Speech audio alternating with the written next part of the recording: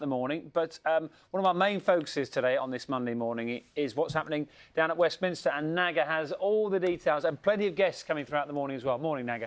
Loads. Morning, Dan. Morning, John. Morning, everyone this morning. What should we tell you about now? John Bercow, the Speaker of the House of Commons, set for another clash with MPs today. He gets to decide whether the Prime Minister, Boris Johnson, can hold his meaningful vote. How does it all work? Well, that's what we're trying to do and sort out for you this morning. We can talk now to Alice Lilly from the Institute for Government. Good morning to you. Morning. What do we know about what will happen today? We know that the government wants to have another go at a meaningful vote, getting MPs to agree to their deal. And crucially, what the government wants is for them to have a straight vote, simply yes or no on the government's deal, which is not what the government was able to have just 48 hours ago. The big problem, as you say, is whether the Speaker will let them do that. Because why? How could he not? Well, there's a rule generally in Parliament that MPs can't be asked to decide a question if they've already decided it in the same parliamentary session. And although MPs did pass an amended version of the government's deal, they still essentially came up with an answer to that question just 48 hours ago. So the Speaker may well turn around and say it falls foul of that rule. And that was because of the Letwin Amendment being right. attached to it. So what about next, when it tries to pass through? What about other amendments that could be attached to it? The question for MPs is whether they'll want to try and amend this government motion today, if John Bercow allows it. But really, where a lot of the action either way is going to shift to is this withdrawal agreement bill, so the piece of legislation putting the government's deal into law. We're expecting the government to present that bill today. That would mean that we see it for the first time, but there'd be no debate. Tomorrow, debate would begin.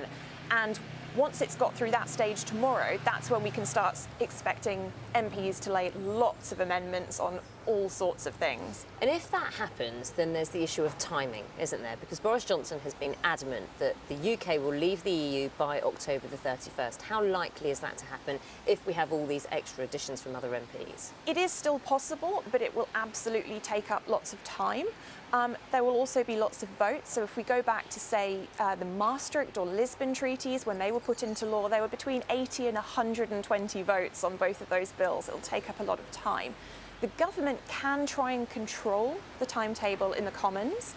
They will table something probably tomorrow called a programme motion to allow them to say this is how much time we want to spend in the Commons, but there's no guarantee that MPs will agree to that. And if they don't, then getting everything done by the 31st of October looks very difficult. What about a second referendum amendment? How would that play into this?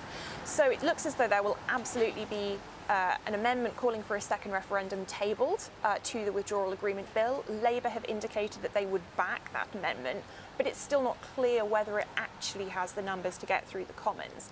Even if it did, that would not be the end of the matter, because in order to hold the referendum, you would need legislation to set out what the question would be, who could vote on it, and there would be all of these practical logistical steps. It's estimated that that would take about 22 weeks in order to happen, so it's still a very long process to get to a second referendum. And just to go back almost to the beginning, now hearing from MPs from MPs from both sides, it does appear that if there was just a straight, meaningful vote, the government has the numbers. It does. It's looking like it will still be very tight, but the government might have the numbers. So if the government is able to hold that vote today, if MPs agree to it, the government will hope that that builds momentum so that they can get this legislation done quite quickly. Alice, thank you very much for explaining all of that. Alice Lilly there from the Institute for Government. It is what time? 6:45. Bang on time we are to go to Carol with the weather. But first, let me show you what it looks like. It's raining here in Westminster. It has been chucking down all morning. I'm not sure if it's going to stay that way. Rather gloomy skies, a little bit misty. It's more heavy than mizzle, I can tell you that much. Carol, how's it looking elsewhere? Morning to you. Good morning, Naga. I'm worried about my job now. That was a pretty good description.